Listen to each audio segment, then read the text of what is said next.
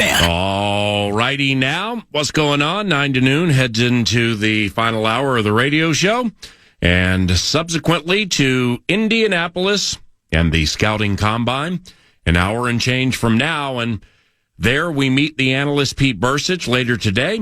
And then Curly with the VEN arranges a Mexican food feast for the traveling TV types. And it's good. But it's delayed this year due to a coach's covenant, and much more on that in a minute. Because while in Indianapolis for our yearly venture, courtesy of the ever-gracious Minnesota Football Vikings, the analyst and I will keep tradition alive by attending Courtney Cronin's Women in the NFL Media Gala. And there we will chat with Bears podcasters about their squad and our squad and my ordeal and Pete's YouTube channel and rip on Blakemore's favorite squad, the Green Bay Packers. Brett Blakemore. You know, Brett Blakemore's mom one time heard me at the end of a Vikings game during the credits call him Blake Brettmore. We want to thank production assistant Blake Brettmore. That Brett's mom was so offended, I don't think she listened to a Vikings football game for 3 years. I mean, that's dedicated love for your baby boy. And and with our yearly catch-up covenant in Indianapolis, Bursich and I for sure will tag a McDonald's for a combined 50 and change. And the routine is racing. It's in the air. Indianapolis. Indy. Weather looks fine. No Nordo anymore. No Nordo anymore on the Indianapolis journeys. So it is I lugging the equipment, which doesn't really have much L to it, so who cares? And then we cut loose with a couple of all-football radio shows from what's now dubbed Podcast Row. It's not Radio Row, it's Podcast Row. Because the podcasters have table after table after table after table, and that's all good. Free speech, First Amendment, podcasters and YouTubers, radio shows, preach! With the 18 segments we're going to have for you Tuesday and Wednesday, the situation, per usual, it's quite fluid. Very fluid situation in Indianapolis. But here's what seems certain. And all of this is mostly certain to be included Tuesday and or Wednesday, but it's not limited to just this. Coaches set to join. Combine covenant. Me and the analyst. Minnesota Vikings head coach Kevin O'Connell and Seattle Seahawks assistant head coach, make that associate head coach, elite defensive mind, and former Minnesota Vikings head coach and defensive coordinator, ladies and gentlemen, Leslie Frazier. KO and Leslie Frazier from the Indianapolis Scouting Combine. Also, Minnesota Vikings acting general manager Rob Brzezinski, the man they call Briz.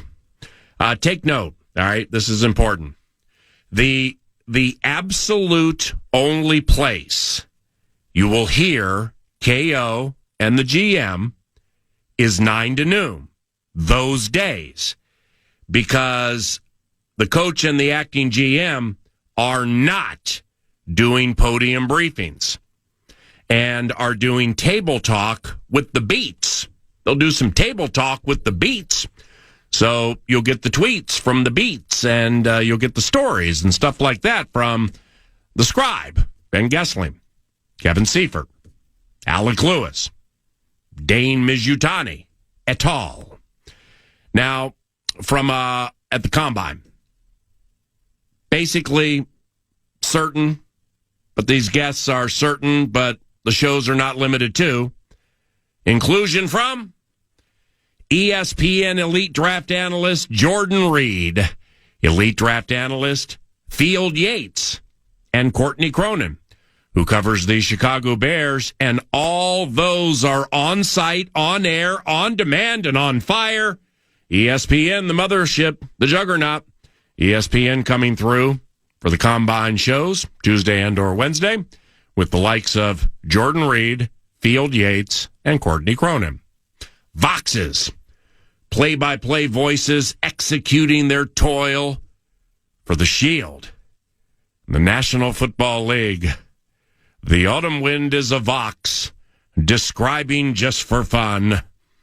Vox inclusion most likely will include Chicago Bears play-by-play voice Jeff Joniak and Green Bay Packers analyst Larry McCarron. Combine kids, some of the players from college looking to open eyes and put on dazzling performances in interview rooms and or on the field at the 2026 Combine.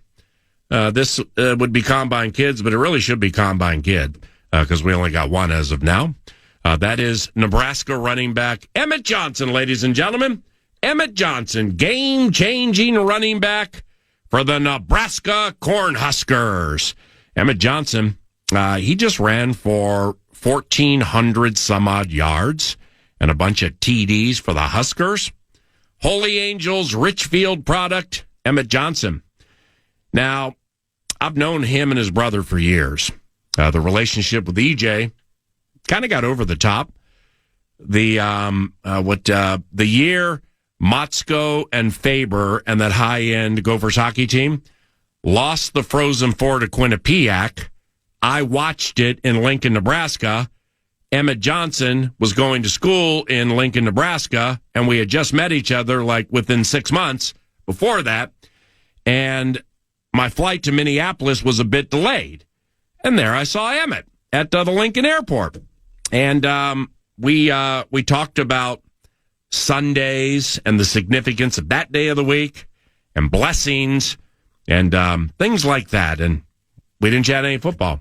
Now, I'll never forget that time at the airport with Emmett Johnson. We've stayed in touch ever since. Smart football minds see Minnesotan Emmett Johnson most likely as a day 2 draft pick, round 2 or 3. Let's go, EJ. And we're going to vet that out with our ESPN draft studs. Hey, did I tell you on the Combine shows Tuesday and Wednesday, KFAN from Indianapolis, me and the analyst, that ESPN draft analyst Jordan Reed, draft analyst Field Yates, they're going to be on the radio show. Courtney Cronin for the Bears, represents ESPN covering the Bears. ESPN, we're going to vet out Emmett Johnson's drafting lot in life with, among others, those ESPN draft studs. All that sounds like a winning bet, doesn't it? Tuesday and Wednesday in Indianapolis with your buddy Paul Allen and your buddy Pete Bursich, 2/3 of the vast and ever-expanding Minnesota Vikings, KFAN Minnesota Vikings audio network. That's a winning bet over 2 days that is looking like it's going to be clump-free. It'll be clump-free, unless I leave behind a $300 set of headphones like I did last year. Went to Indianapolis with 4. Came home with 3. Thought I had 4. $300 headphones dead. And it's my fault. So I was thinking, hey, if you want all the headphones to come home, send Nordo to sweat his way through the convention center hallways. Then it's a cinch. You leave with 4 sets of headphones, $1,200 in value, and you come home with 4 sets of headphones, $1,200 in value. Oh, wait. My ever-reliable best friend and producer, Nordo. Oh, wait. The last time he went to the Indianapolis Combine to produce 9 to noon, Nordo dropped the equipment and it didn't work. So I Heart Indianapolis scurried to the convention center to get us equipment. And the show indeed went on. Now, elite tweeter, reporter, and fantasy mind Adam Caplan is a card-carrying member of the Love Covenant and has been for the duration of its run, which would be like 28 years. 28 years, though. Hey.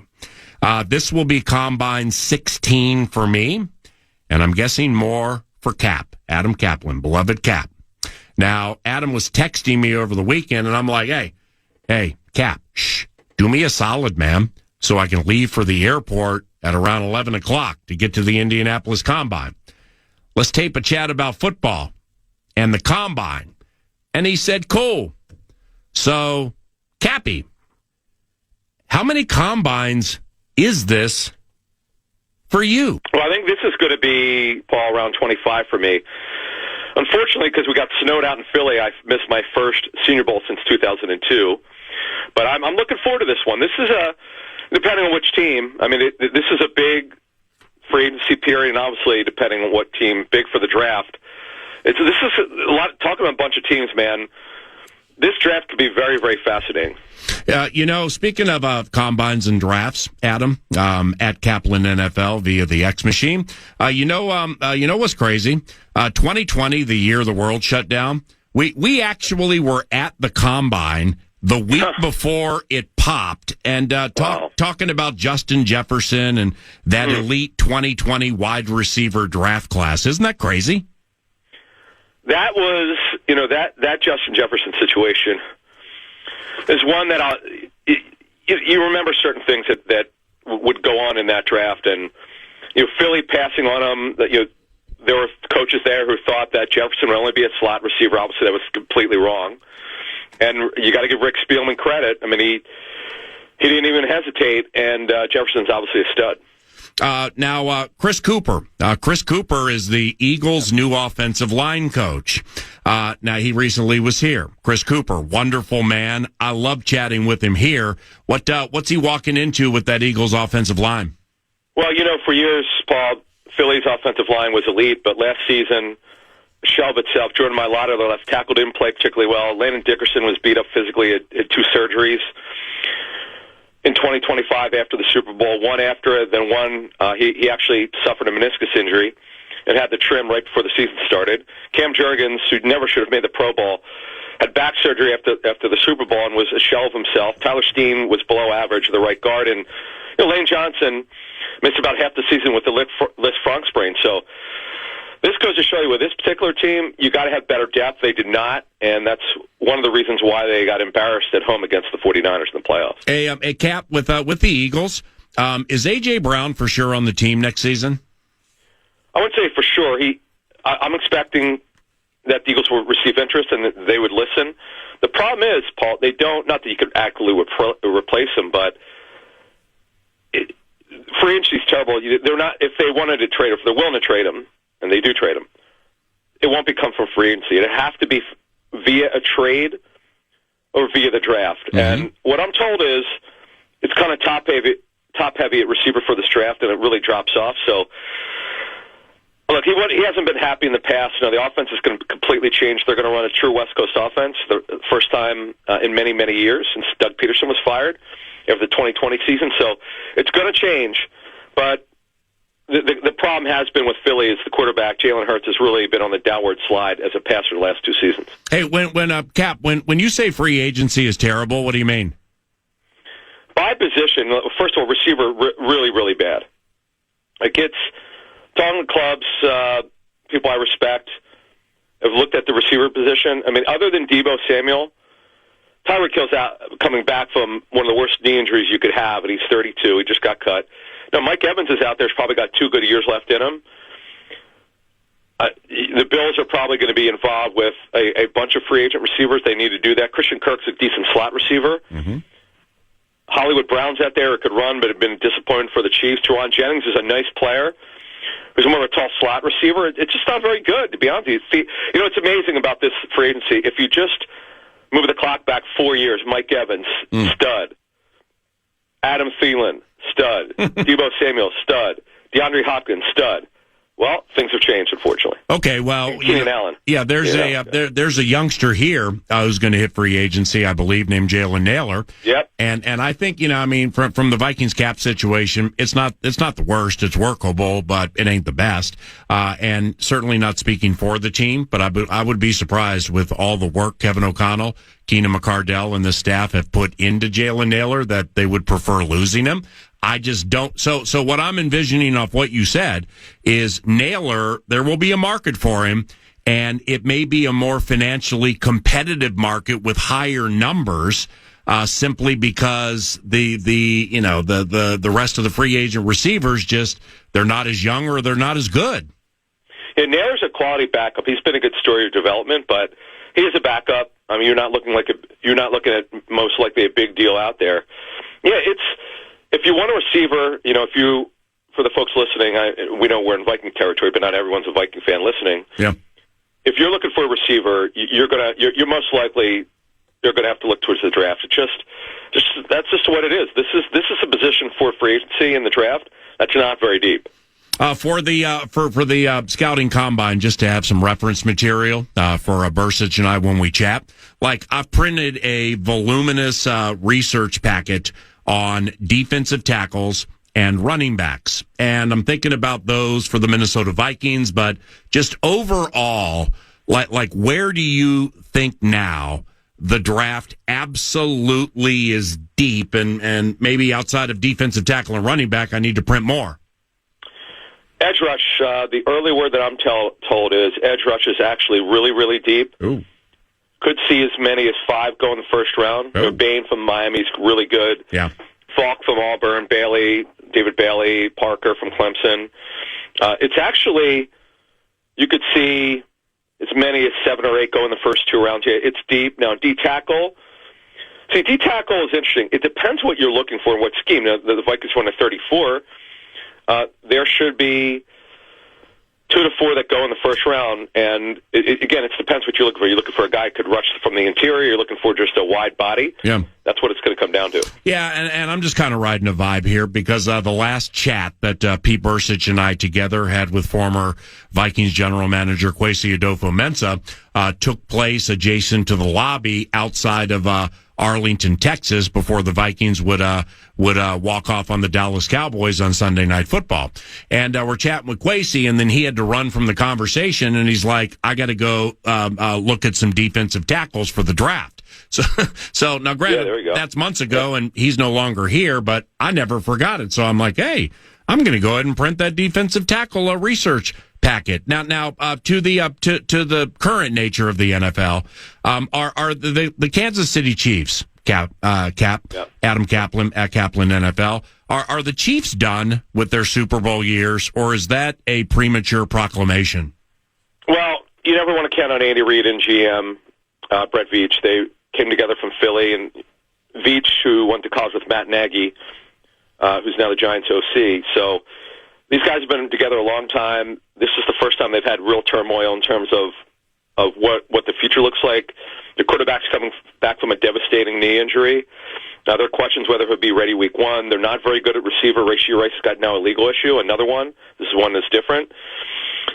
They have a lot of needs. I do radio on WHB every Thursday, and I was talking about it. Like they've got 8 legitimate needs. So, no, when you look at that division, the Broncos clearly are now the favorite. After that, probably the Chargers and the Chiefs. Which veteran quarterback, Adam, do you like the Vikings to get? All right, so what I put out on Sports Grid in January, it's definitely going to happen. I mean, the Niners have the cards here. When you look at Mac Jones, he's on the last year of a 2-year deal. He'll make $4.7 million. He was phenomenal, I'm told, from the tape, filling in for an injured Brock Purdy last season. They're going to receive significant interest in him. Why is that? If you really look, Paul, at the quarterback landscape, Daniel Jones, who's a free agent, Colts want him back. He's come back from a major injury. Aaron Rodgers turns 43. Russell Wilson is almost a third-string quarterback. Mariota, low-end number 2. Zach Wilson, a number 3. Flacco, I'm told, still wants to play. Garoppolo's out there. He's not a bad backup. Case Keenum, it's crazy. He's still trying to play, from what I'm told. It's just bad. Mitch Trubisky, he's a low-end number 2. So, yeah. I think and by the way, Philly's got this amazing backup, Tanner McKee, who they love. Wow. They probably would not even move him for a second-round pick, believe it or not. So, wow. It's hard. Yeah, he's got they call him the Mormon rifle. Mormon missile. Yeah, Mormon missile. I'm sorry, that's what Jordan Mailata called him. Thank you. Yeah, Jordan Mailata loves to say that. He's got an absolute hose for an arm, big dude. But Mac Jones is the one to watch here in free agency in terms of trade. All right. Well, what if people like you and the big spot tweeters, reporters, and newsbreakers are accurate, and Atlanta cuts Cousins in middle March? Oh yeah. How does that fit in? He's getting cut. Yeah, at lock. Well, how's that fit in? Well, the thing with Cousins is, what is he willing to do? Is he allowed to be what we call an in the mix guy for the starting job, or does he want to be handed the starting job? He doesn't need the money. He's got $10 million. He's got $10 million fully guaranteed this season anyway, and he's got this restructured deal which forces the Falcons. Hey, look, Cousins had his agent Mike McCartney agreed to this, so the Falcons, so he could become free. Yeah, he probably will look to start first. That's just my sense, because you know what? If you gave 32 teams true serum, I bet you 8 of them could tell you honestly that they don't know exactly who their starting quarterback will be. Mm-hmm. Cousins is going to receive interest. Ooh. Won't just be for a backup, to be honest with you. All right, time for 2 more for Adam Caplan. Yep. Malik Willis. What's Malik Willis going to be like as a full-time starter, and where do you think it'll be? Yeah, Malik Willis is one. Now, here's the thing with Malik Willis. I don't have him as a backup. Why? The tape for the few starts he made was really, really good. Look, you could see him go to Pittsburgh. Anywhere where they're going to run a West Coast offense. He finally got it. Took him long enough. He was awful in Tennessee. He really matured. They found a team, and the Packers who really coached him hard. He's a compete guy. Now, could he go in as the starter for a team? That's a little specious for me. That's forward thinking. I'm not there yet. I know some people think so. I don't agree with that yet. Yeah. Again, I know a lot of teams need a starting quarterback, but are you really willing to pay him $20 to $25 million a year to be your starter? Ooh. When he hasn't even played close to full season? That is really forward thinking. Yeah, no doubt. Last one. The Vikings acting general manager is somebody I know you know quite well. He's been with the team 27 years, capologist, poison pill, mastermind, whole thing. Rob Brzezinski's the acting general manager here. What do you think about all that with the combine, free agency, and the draft? You know, I was on your show last month when the news broke about Kwesi being fired. And I said, look, Rob has been around a lot of people in his career, whether it's Miami or Minnesota, a lot of GMs, a lot of personnel people. Obviously, Rick Spielman, Rick and he are very close friends. He understands how you build a football team. And I also believe Rob will be smart enough to listen to the guys who work under him for this draft. And that's what he has to do. There are a lot of good veteran personnel people that are still there, and he's just got to do that. And if that happens, I expect this to be a team that will be improved this season. We know that if J.J. McCarthy is starting, he's got to play better. He also has got to stay healthy. Their offensive line's intact. Now we'll see about Ryan Kelly with his concussion history. Yeah. Assen's back. Jefferson's back. Jones, for now at least. Yeah. Jordan Mason, who, if healthy, is a quality guy. They're going to be able to score points if the quarterback plays better. Van Ginkel's back. He's got to stay healthy. The 2 older tackles, Allen and Hargrave. By the way, based on contract structure, there's enough guaranteed money to keep them on the roster. But would it surprise anyone if both are gone after the season? So, yeah, as you said earlier to start this talk here, the Vikings have a lot of work to do. There's no question for their offseason. Adam Caplan, thank you very much. You got it, man. Thanks. 9 to noon continues after this.